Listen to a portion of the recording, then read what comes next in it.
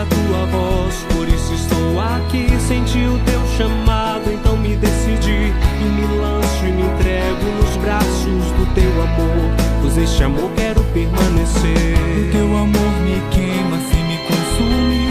Teu amor é um mar de águas impetuosas, e voltas e voltas e voltas no teu amor, pois este amor quero permanecer.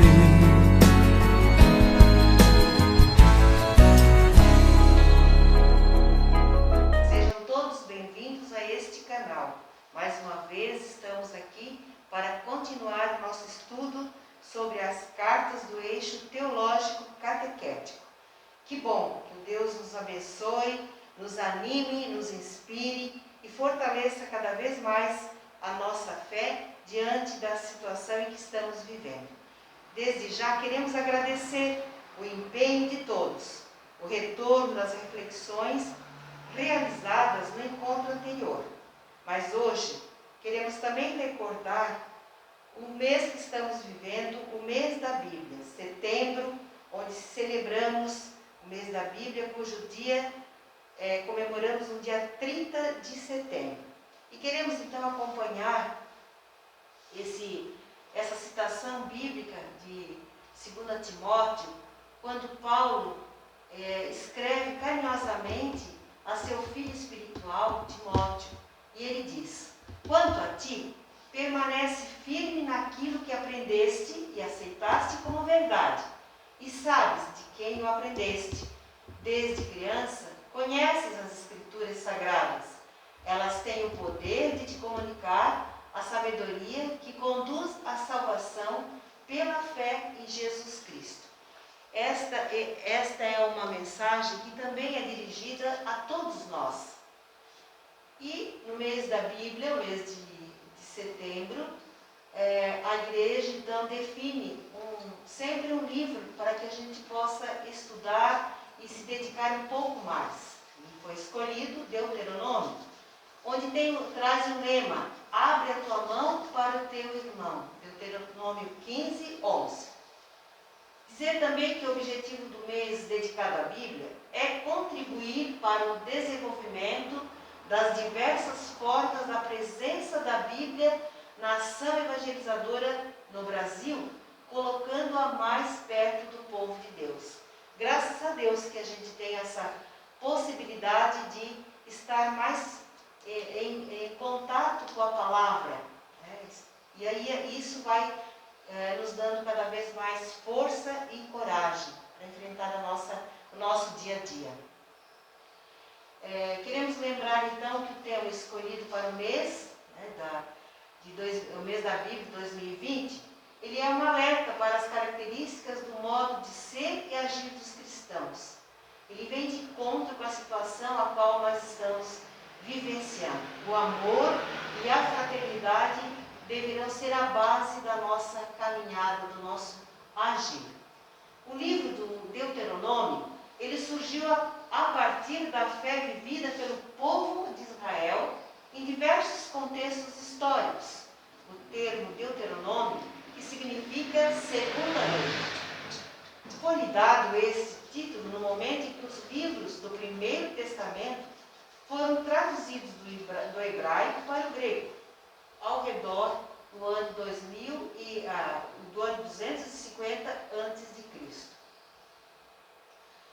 Deuteronômio é o último livro da Torá judaica, conhecida entre nós como o Pentateuco, os 5 primeiros livros da Bíblia. A Torá tem uma importância vital para os judeus, por ser considerada a lei dada por Deus ao povo de Israel através de Moisés. O conteúdo refletido no livro de Deuteronômio, ele refere-se às últimas palavras de Moisés, antes da entrada do povo na terra indicada por Deus como destaque para o conhecimento e a observância da lei. Destacam-se 4 discursos, 2 introdutórios e 2 conclusivos, tendo como núcleo central o que é denominado de Código Deuteronômico. Muitos israelitas, influenciados pelas injustiças do governo, já não seguiam com fidelidade os mandamentos, a lei de Deus.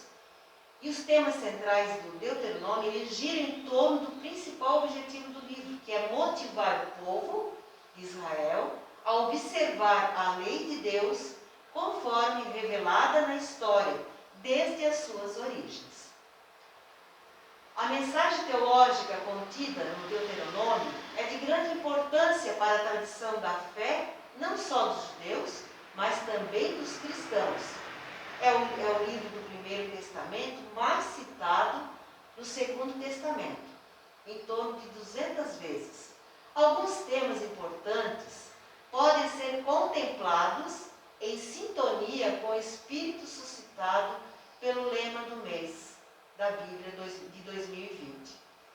Um dos temas que a gente gostaria de trazer agora é a memória. Memória dos livros bíblicos, que são resultantes da memória histórica, lida e interpretada em cada contexto vivencial. Assim foi mantida a identidade do povo eleito. Um outro tema, a libertação.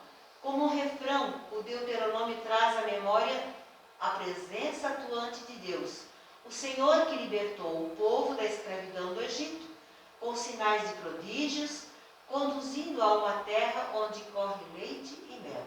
O outro tema, a palavra. O título dado a este livro na Bíblia hebraica é Devarim, que significa palavras, de acordo com o início do livro. A palavra expressa a revelação de Deus ao povo.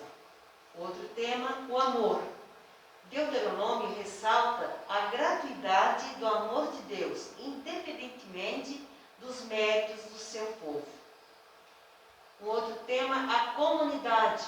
E aqui o destaque para a nossa realidade, né? Que nós vivemos em comunidade. O amor gratuito de Deus indica como devem ser as relações sociais, a vivência em comunidade entre os irmãos e irmãs.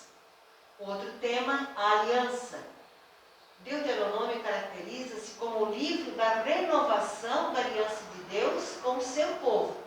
O Senhor, nosso Deus, concluiu conosco uma aliança ainda no Monte Horebe. Todas as normas e leis contempladas no livro, elas querem expressar a fidelidade à aliança. Um outro tema que traz essa reflexão sobre o livro do Deuteronômio é a terra. A identidade do povo de Israel está intimamente relacionada à posse da terra. É dom de Deus. Eis que o Senhor teu Deus vai te introduzir numa terra boa. Nela nada te faltará. Também traz as atitudes ecológicas, mostrando também o cuidado para com a natureza. Encontra-se no Deuteronômio alguns textos indicadores de atitudes que dizem respeito à relação com o meio ambiente. E hoje, mais do que nunca, a natureza pede socorro e pede nosso cuidado e nosso zelo. Um outro tema é o exercício da autoridade. O Deuteronômio determina as funções específicas de cada autoridade e alerta para as consequências negativas do mau exercício dessas funções. Ou seja, aquele que tem autoridade também tem que ter o zelo e o cuidado para com seus irmãos e irmãs. Nós queremos trazer também que a relação com Deus, ela desdobra-se na relação com o próximo e com a terra, implicando na inclusão das pessoas empobrecidas. E volta então o lema, abre a tua mão para o teu irmão, que isso quer dizer para os nossos dias atuais, pela situação em que nós estamos vivendo. Esta exortação pode muito bem ser considerada a principal seta que aponta para o caminho de bênçãos, garantindo vida digna sem exclusão. Ela condensa a prática de fidelidade e aliança sagrada, pois Deus não concluiu esta aliança somente com os nossos pais, mas conosco que estamos aqui, todos vivos. Este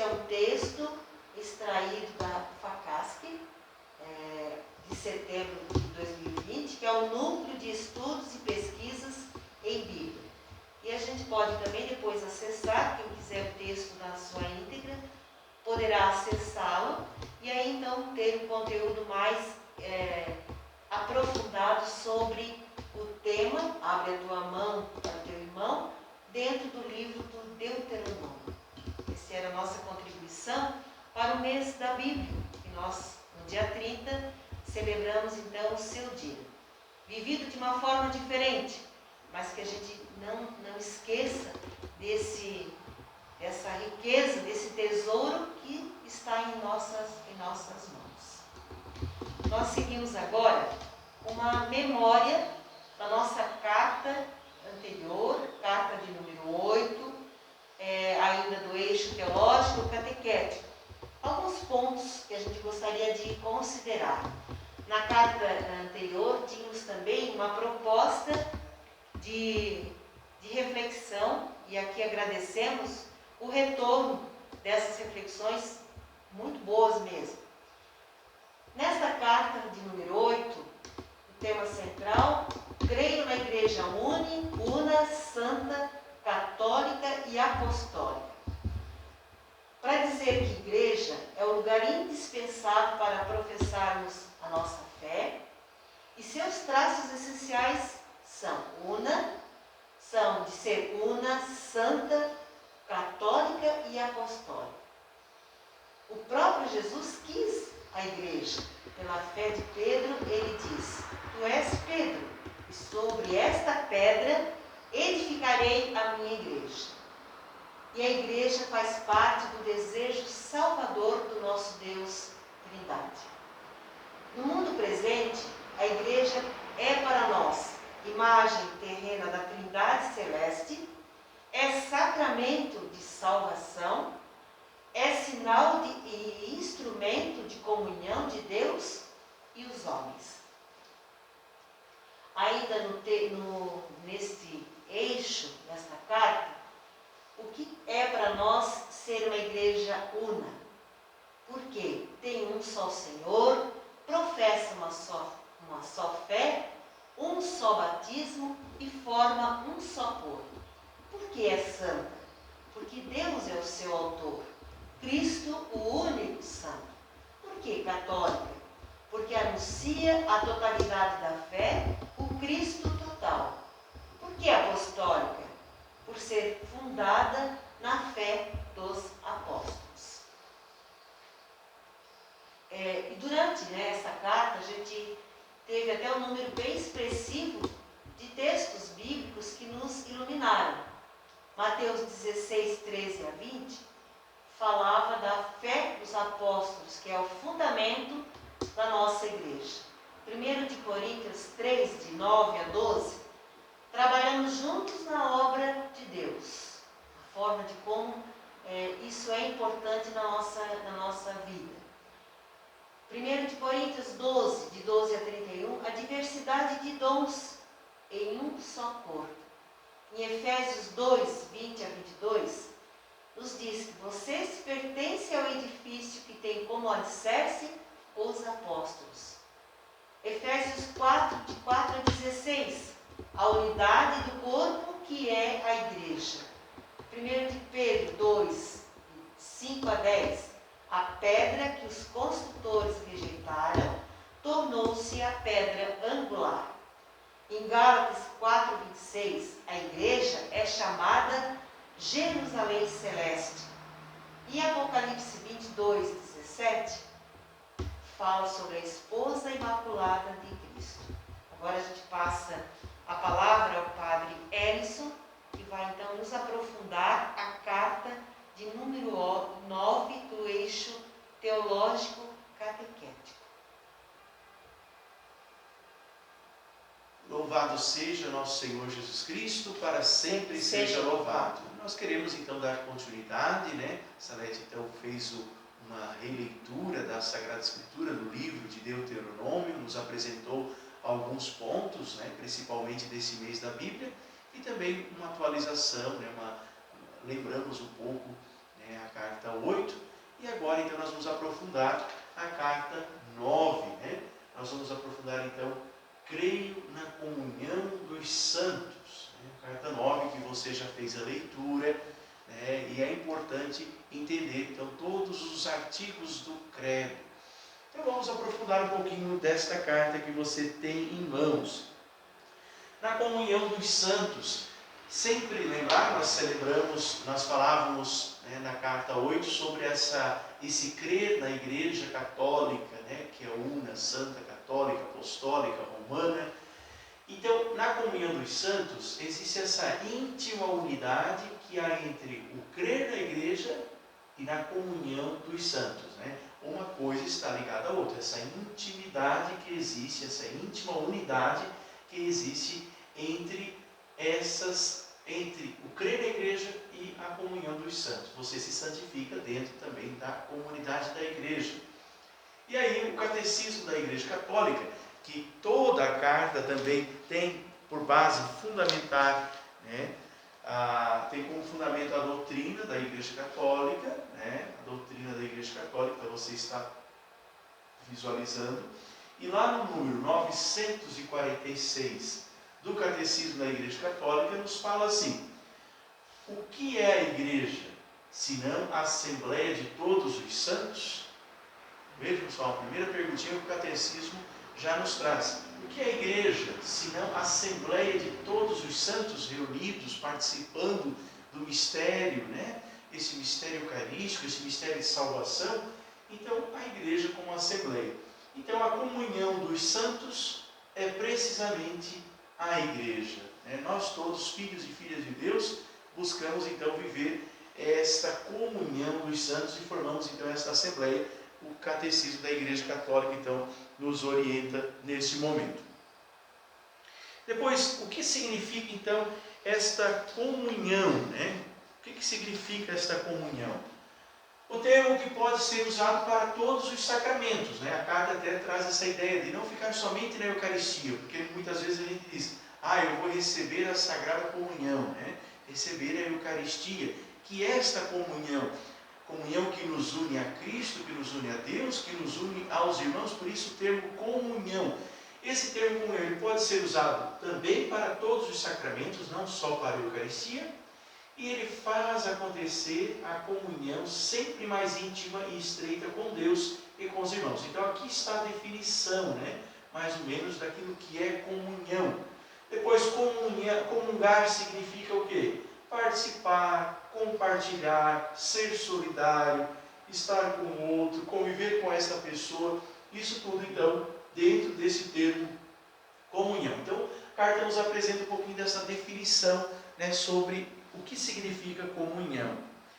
E a comunhão dos santos, né? A comunhão dos santos, ela significa que na igreja entramos em comunhão com Deus e com os irmãos, comunhão com as coisas santas de Deus e com os que creem. Já vamos compreender o que seriam essas coisas santas de Deus, né? Os que creem, enfim. A comunhão dos santos significa que na igreja, que na comunidade, nós estamos em comunhão com Deus e com os irmãos e com as coisas santas, com todos aqueles que creem. Então, uma imagem aqui para ilustrar justamente essa comunhão em torno do mistério, em torno do Cristo, que faz nova todas as coisas. Né? Então, vamos já aprofundar esse termo. E o grande sinal de comunhão, na Eucaristia, né? Nós falávamos isso, é na Eucaristia que nós, então, formamos comunhão, formamos unidade. Estamos unidos intimamente, então, com Jesus Cristo e com toda a Assembleia. A gente até costuma dizer: eu comungo a Eucaristia, o outro irmão também comunga a Eucaristia. O mesmo Cristo que está em mim, o mesmo Cristo também está no coração desse nosso irmão. E no Catecismo da Igreja, no número 948, voltando ainda ao Catecismo da Igreja, nos fala então desta comunhão dos santos, que tem dois significados. No número 948 nos fala da comunhão nas coisas santas e comunhão entre as pessoas santas. Esses dois significados que nós vamos também compreender. E depois, o terceiro significado, que não aparece ali, mas tem como fundamento todos esses, como anterior ainda a esses dois, que é a comunhão no Espírito Santo. Somos unidos pela graça de Deus. Lembrando a Santíssima Trindade que vive em perfeita comunhão, Pai, Filho e Espírito Santo, já vimos isso também no estudo das cartas. Então, o Espírito Santo, nós estamos em comunhão com o Espírito Santo, somos unidos pela graça de Deus, porque sozinhos nós somos fracos, somos limitados e dependemos então sempre da graça de Deus. Então, comunhão tem esses dois significados, comunhão nas coisas santas e comunhão entre as pessoas santas, que nós vamos compreendendo ao longo desta carta. A igreja é comunhão nas coisas ou realidades santas que a tornam sacramento de Cristo, tal como Cristo é sacramento do Pai. O que seriam essas coisas ou realidades santas? Nós vamos compreender isso logo mais. Então, a igreja é comunhão nas coisas santas ou realidades santas que tornam então o sacramento de Cristo. Essas coisas santas, a palavra, os sacramentos, principalmente a Eucaristia, sobretudo a Eucaristia, a caridade, são as coisas santas. Então, a igreja é comunhão das coisas santas, que quer dizer a palavra, os sacramentos, a Eucaristia, ou realidades santas. O que seriam essas realidades santas? A fé, virtudes, carismas, bênçãos, veneração das imagens, o terço, ladainha, tudo aquilo que também é sacramental, tudo aquilo que nos ajuda a viver essa comunhão. Então, a igreja é comunhão nas coisas. O que seriam essas coisas? Palavras, sacramentos, Eucaristia, caridade, ou realidade santa, que seria virtudes, carisma, bênção, veneração, que a tornam sacramento de Cristo. Essa comunhão, quando nós estamos unidos com a palavra, com a Eucaristia, com o sacramento, nós estamos então vivendo essa unidade com Cristo Jesus. Depois foi-nos apresentado uma perguntinha lá, Que sinais de comunhão você percebe em sua comunidade? Faça em forma de um bendito, uma forma de oração também você vai anotar no seu diário. Temos aqui um exemplo: bendito Senhor pela comunhão das famílias. Aí você vai usar então esse bendito. Bendito Senhor pelo meu trabalho. Bendito Senhor pela comunhão com todos os meus irmãos da minha comunidade. Você vai fazer então uma oração e vai colocar então em seu diário. Então a carta também nos aponta essa atividade que você pode fazer. E depois, a igreja é comunhão entre pessoas santas, entre os que pela graça estão unidos a Cristo, morto e ressuscitado. Então essa igreja é comunhão entre essas pessoas. Esta comunhão, ela implica 3 graus de pertença. Nós vamos entender isso agora. A igreja que é peregrina, a igreja padecente e a igreja triunfante. Muitas vezes a gente nem sabia desses termos, mas isso existe. Existe uma igreja que peregrina, uma igreja que padece e uma igreja que vive numa outra dimensão, a igreja então triunfante, que nós vamos compreender. Isso é muito bonito, está presente na nossa tradição católica. Então, esta comunhão entre as pessoas santas.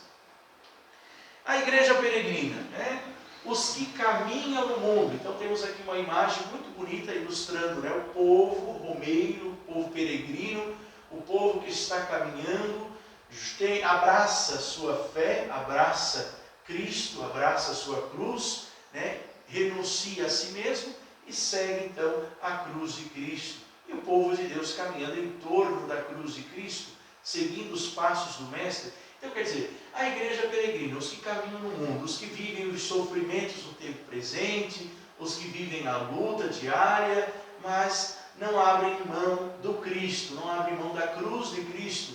E com os sofrimentos, Cristo vai nos ajudando, vai nos dando coragem também, e vamos então viver essa fase da igreja peregrina. Depois, a igreja padecente. São os que já partiram desta vida, São os nossos irmãos e irmãs que já partiram, membros das nossas famílias, amigos, conhecidos, que já partiram e que necessitam aqui de uma purificação, a fim de obter então a santidade necessária para entrarem na alegria do céu. Aqui uma imagem mais ilustrativa, o altar, o sacrifício da missa, aqui o céu, e aqui aqueles que vivem na dimensão do purgatório. Uma imagem, não vamos usar o termo inferno, mas vamos usar a imagem da purificação. Aqueles que aí estão no purgatório. Então o purgatório existe, né, esse tempo de purificação. Temos fundamentos na Bíblia, como também temos fundamentos no Catecismo da Igreja, né, no 1030, nos fala então que muitos que partiram desta vida precisam desta purificação, né, pelo mal que fizeram aqui na terra, né, por coisas erradas que praticaram, por não fazerem a vontade de Deus. Então esses precisam de uma purificação. Todos podem alcançar o céu, têm o direito de alcançar o céu, mas alguns passam por esse momento de purificação. O purgatório é como se fosse quase o céu já, né? Quase se fosse, a pessoa sente esse gostinho do céu, mas precisa então dessa purificação, né, que com a ajuda das nossas orações, com a ajuda da nossa comunidade, nós rezamos por essas pessoas, entramos em comunhão. E aí as pessoas então alcançam o céu, né? E isso se chama a igreja padecente, os que padecem, né? Por isso a nossa oração por esses também. O Catecismo da Igreja nos traz. E a igreja então triunfante, são os que já gozam da glória de Deus no céu, intercede por nós, né? Os santos, né? Esses são os santos, aqueles que a igreja canonizam, né? Aquilo que os santos que a igreja canoniza, vamos pensar alguns que já são santos, né? Santa Paulina, São Frei Galvão, Santa Irmã Dulce, né? Então, são alguns santos que nós conhecemos, São João Paulo II, São João 23, alguns que foram considerados santos atuais, né? São Padre Pio, que ontem nós celebramos na liturgia também, esses dias atrás celebrávamos, e também outros santos que são modelo, Madre Teresa de Calcutá, santos até atuais, né? Contemporâneos, mas viveram a santidade, né? Se esforçaram para viver a santidade e alcançaram o céu, né? Por obras, pela sua comunhão íntima com Deus, a comunidade reunida foi vendo sinais de Deus, sinais de santidade para essas pessoas. Por isso, então, já gozam da glória de Deus e intercedem. Olha a importância disso. Eles podem interceder por nós nesse projeto de salvação. E todos juntos tornamos em Cristo uma só família, que é a igreja. Lembramos que os santos também passaram por esta igreja e agora vivem com esta igreja triunfante. Passaram por esta mesma situação, a igreja padecente, e agora então vivem nessa igreja triunfante. Viveram na dimensão da igreja peregrina, né? Os santos viveram na dimensão da igreja peregrina, pelos seus méritos, pela sua conduta, pelas obras, pelas virtudes heróicas, então passaram para a igreja triunfante, não a igreja padecente. Alguns irmãos então que não cumpriram os mandamentos da lei de Deus, então vivem então nessa dimensão de purificação da igreja padecente. E aqui para destacar também para nós, e aí gostaria de trazer um documento do Papa Francisco, que nós estudamos já esses dias atrás. O Papa Francisco nos lançou a Gaudete et Exsultate, né?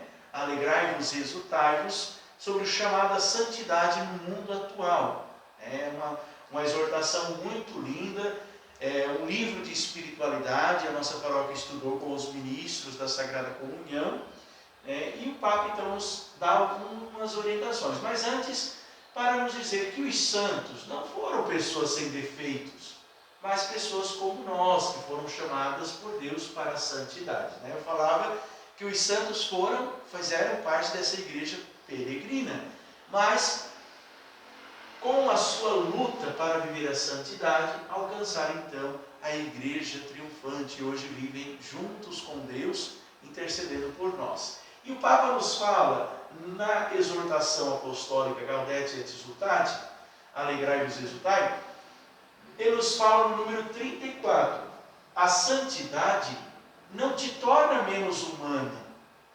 porque é o encontro da tua fragilidade com a força da graça. Olha só, todos nós pecadores pequenos, nós podemos, na verdade, alcançar a santidade, mesmo com as nossas fragilidades, mas nós contamos com a força da graça de Deus em nós e por isso nós podemos alcançar a santidade. A santidade não te torna menos humano, mas te torna mais humano ainda, mais consciente desta salvação. E aí o Papa nos fala, no número 14, todos somos chamados a ser santos, vivendo com amor e oferecendo o próprio testemunho nas ocupações de cada dia, onde cada um se encontra. Cada um de nós, em família, no trabalho, em todos os ambientes, podemos oferecendo testemunho nas ocupações de cada dia e viver a santidade que o Senhor nos pede. E depois, cada cristão, quanto mais se santifica, tanto mais fecundo se torna para o mundo. Olha só que bonito, quanto mais eu vou me santificando por meio das orações, por meio da caridade, por meio da atenção com os próximos, com as pessoas, vivendo as bem-aventuranças, é importante destacar isso. Quanto mais eu vivo as bem-aventuranças, mais fecundo eu vou me tornando para o mundo. Então, há o mandato de Cristo também de sermos santos, como o Pai do céu é santo. São Pedro, 1 Pedro nos fala, sede santos, porque eu sou santo, o mandato do Senhor também para nós. O Senhor que é santo nos convida à santidade. E pela comunhão dos santos acontece uma abundante e permanente troca de bens espirituais que a todos beneficia na santidade. Olha só, aqueles que vivem na comunhão dos santos, eles intercedem por nós. Então existe essa troca de bens espirituais, tanto os do céu que intercedem por nós, aqueles que estão na igreja triunfante, como nós que estamos aqui na igreja peregrina, nós também intercedemos com aqueles que vivem na igreja padecente.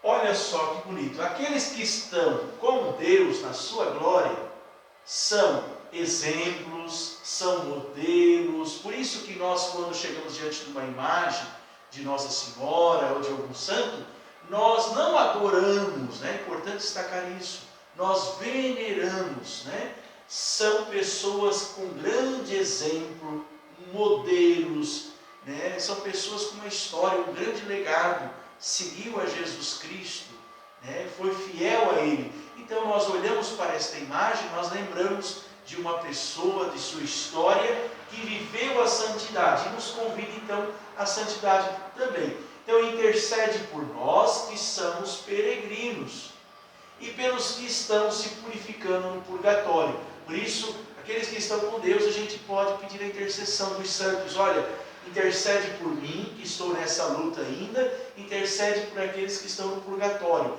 Essa é a intenção nossa também.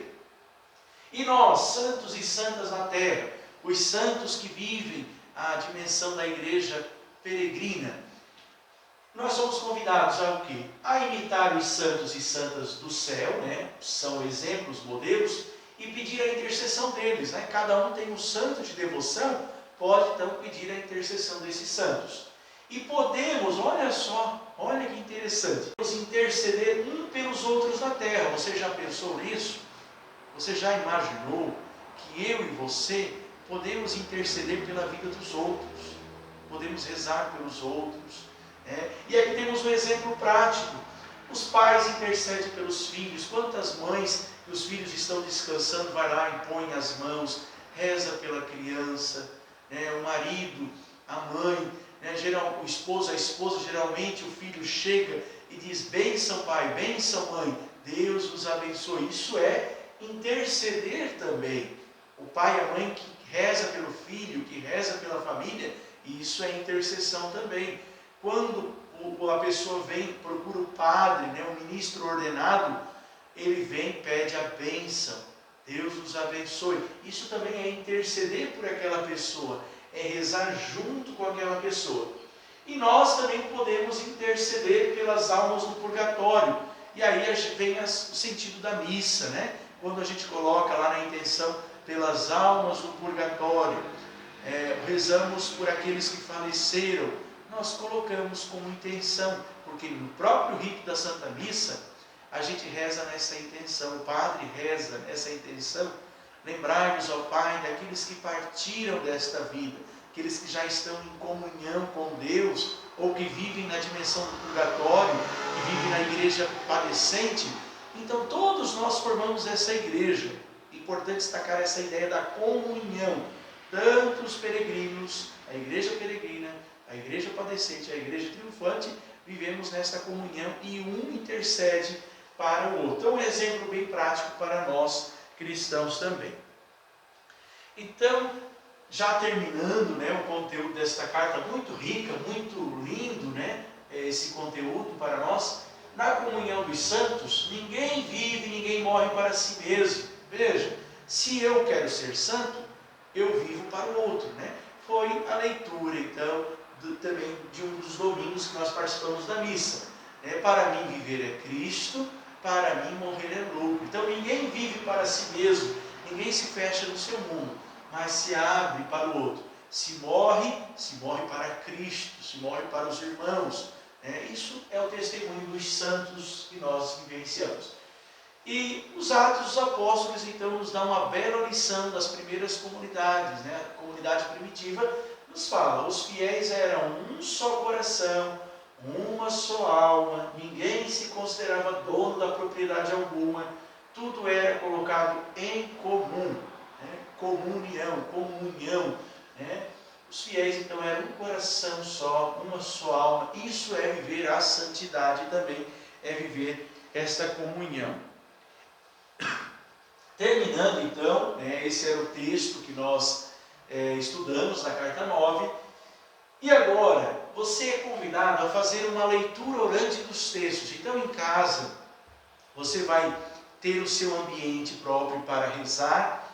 E ali você vai ler, então, esses 5 textos bíblicos como indicação para você fazer a sua leitura orante. Tá? Então, daí você vai ler lá o segundo Macabeus 12:46, a comunhão com as pessoas falecidas. Olha só, o segundo Macabeus, o livro de Macabeus, nos fala dessa intercessão, dessa comunhão com as pessoas falecidas. Atos dos Apóstolos 4:32-37, era um só coração e uma só alma. Romanos 14:7, se um membro sofre, todos os membros sofrem com ele. Olha, interessante, é um só corpo e um só espírito, todos sofrem juntos. E 1 Tessalonicenses 4:1-8, a vontade do Senhor é que vivam consagrados a Ele, né? Que vivam unidos junto com Ele, vivendo a santidade. E 1 Pedro 1:13-16, assim como o nosso Deus é santo, vocês também se tornem santos. Então, são esses textos que nós convidamos você para fazer uma leitura orante, né? Depois, um desses textos que mais te chama a atenção, você pode fazer uma oração, né? Uma oração de agradecimento ao Senhor, né? Para que você também possa viver a santidade, até possa pedir alguma coisa ao Senhor, né? Principalmente o pedido da santidade, tá? E depois, uma outra atividade que nós queríamos deixar. A primeira seria essa, de você fazer a leitura orante. Fazer a leitura orante, escolher um texto, fazer a sua oração. E depois, qual é o santo ou santa de sua devoção? Isso aparece lá também na carta. Qual é o santo ou santa de sua devoção? Você conhece a vida, os feitos, os escritos, a causa que defendeu? Você tem um santo de devoção, provavelmente.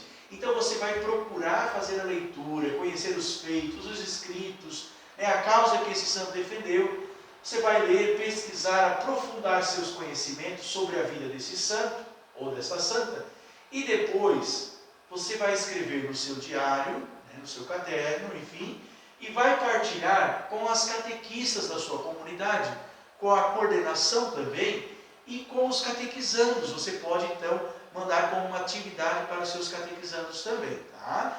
Então, até mudamos um pouquinho a pergunta, porque a pergunta nos falava para partilhar, então, com um acompanhante. Você vai escrever no seu diário e compartilhar com um acompanhante. Então, a gente mudou só esse final aqui para que você possa compartilhar com as suas catequistas da comunidade e também com os catequizandos. Então, essa é uma tarefa também para você. Depois você compartilha e a gente vai ter acesso também a essa história. Então, o que você vai fazer? Você vai pesquisar, aprofundar os elementos principais. Quem é esse santo, onde ele viveu, data de nascimento, se é um padre, se é uma irmã, se é um leigo, né? Quem é esse santo? Você vai aprofundar, escrever algum ponto, alguma história dele, e depois você vai fazer uma reflexão breve, tá? Brevezinha, você não precisa fazer um texto longo. Você vai escrever alguma coisa sobre esse santo. O que chamou a atenção para ti? O que te chamou a atenção sobre a vida, sobre a história desse santo? Tá? Essa é a atividade. A gente pede que você aprofunde, leia, conheça um pouco do santo, nos coloque um pouquinho da biografia dele, né, para a gente saber qual santo você escolheu, né, um pouquinho sobre os aspectos da história dele, e depois você vai compartilhar o seu conhecimento. O que te chamou mais atenção na vida desse santo? E você redija, então, um pequeno texto e compartilhe com os catequistas e catequizandos. Essa é a nossa atividade e a gente, então, espera o seu retorno também, né, para este momento de estudo, de fraternidade. Tanto a leitura orante e também essa atividade dos santos. Salete, nós agradecemos, né, Salete? Podemos vir aqui um pouquinho, só para nós conversarmos um pouquinho. O Papa nos fala, né? Ser santo é uma vocação. Né? Para todos. Para todos. Podemos vir mais aqui, Salete, só para o pessoal nos ver também, né? O pessoal que está nos acompanhando. Então, ser santo é uma vocação para todos, né? Isso aqui eu acho que resume bem, né? Muito bem, Padre. É isso que a gente espera, né? Que todos possam viver a santidade. Nós precisamos trabalhar para isso. Então, a proposta é essa, né? A gente possa realmente ser santo e santo também na vida das pessoas. Verdade. A gente agradece de coração a sua contribuição. Eu tenho certeza, né, que as pessoas que nos acompanham estejam satisfeitas com essas suas orientações, as ponderações. Foram muito esclarecedoras. Amém. Assim a gente agradece, né? E a gente espera que as pessoas, vocês, possam levar esse conteúdo para todos também, não ficar somente para vocês, mas é importante também transmitir para a família, né, Salete? Para a comunidade, para os catequistas. Por isso que a gente estende, né? A gente coloca também para todos, né? Os nossos dons, os nossos talentos não podem ficar só conosco. Verdade. Nós precisamos partilhar. A proposta é essa. E é o que me chama a atenção, a riqueza da carta, né? Muito, muito. Esse eixo mesmo, ele tem assim, nos aprofundado, né, o conhecimento de como que nós professamos a nossa fé. Que parece ser uma coisa tão vaga, e ele traz esses elementos para nos dar esta certeza. E acho que vale a pena, sim. E na comunidade sua, também, nível paroquial, o que você percebe, os nossos catequistas, enfim, aqueles que começaram a estudar a carta, você percebe, assim, resultados? A gente tem acompanhado alguma coisa, assim, né? Eu percebo. São poucas as pessoas, mas que ainda não despertou para isso, mas quem se envolve, né, no estudo dessa natureza, nesse aprofundamento, ela muda suas atitudes, seu jeito de ser passa a ser diferente, ela passa a ser uma nova pessoa. Sim. Eu percebo isso. E é o que a nossa igreja precisa. Né? Pessoas comprometidas, pessoas que realmente tudo aquilo que ela tem, ela partilha com os seus irmãos e irmãs. E são muitas as pessoas que precisam, têm necessidade, né, desse afeto, desse encontro. E a gente pode fazer isso de várias maneiras, mesmo na situação em que nós nos encontramos. Né? O olhar, eu diria assim, o nosso olhar mesmo, que com o rosto quase que coberto, ele expressa o nosso afeto, o nosso carinho, as pessoas, o nosso jeito de acolher. Então, a gente vai mudando dessa forma. Então, a gente passa a conhecer mais a palavra. Eu vejo desse jeito, né? À medida que a gente começa a conhecer a fé que a gente professa, e todos os seus elementos, né, que contribuem, nem sei se a palavra seria essa, mas ele te dá mais firmeza, sabe, segurança. E eu acho que é por aí, o caminho é esse. Salete, vinha passando assim um pensamento. Hoje, a gente apresentou esse conteúdo, né? Você acompanhou em casa também, sobre essa importância de viver a comunhão dos santos, né? E o Papa nos convida então, na Gaudete et Exsultate, a nos oferecer a cada dia também, nas pequenas atividades do dia a dia, né? Ele nos falava sobre isso, nas pequenas atividades, né? Olha só, todos somos chamados a ser santos, vivendo com amor e oferecendo o próprio testemunho nas ocupações de cada dia, onde cada um se encontra. Na sua visão hoje, assim, o que mais dificulta hoje para viver a santidade? Você acha que as pessoas estão vivendo a santidade ou não? Ou temos algumas dificuldades? Eu acho que um pouco o individualismo. O individualismo, você ressalta. Eu comigo mesmo. Então ainda falta muito essa abertura, né? De olhar para o outro com o olhar de Deus. Né? Não o meu olhar. Falta. Mas eu acredito que a gente já avançou bastante. Eu acho que a igreja deu essa abertura, né? E os leigos, essa mobilização toda, todos os trabalhos que são realizados na nossa igreja, eles nos dão essa segurança, sabe, de um olhar diferente para com o outro. E eu acredito que esta pandemia também vai nos transformando em novas pessoas, sabe? Porque a gente precisa estar tendo que aprender em toda a nossa vida, em todo o nosso entorno, atitudes diferentes, jeito diferente de como lidar com nossa vida pessoal, nossa vida familiar, o trabalho. Então, tudo isso está exigindo muito mais de nós. E o ponto fundamental, eu acho que é essa fé, que precisa ser alimentada dia após dia. Não pode vacilar, não. A gente tem que cuidar. Então, quanta riqueza, né? Muita riqueza. Então a gente precisa se valer de tudo que a igreja nos oferece, né, que a gente está buscando e se aperfeiçoando, melhorando, e até a nossa vivência com as pessoas. Não precisa ser mais humanizada. A gente agradece, Padre, pelo esclarecimento, né? E que as pessoas que nos acompanham por esse canal também possam contribuir conosco, né? Participando com as atividades, dando o seu parecer, nos retornando aquilo que é solicitado, porque é uma forma de a gente não ficar só para nós, mas também outras pessoas terem acesso.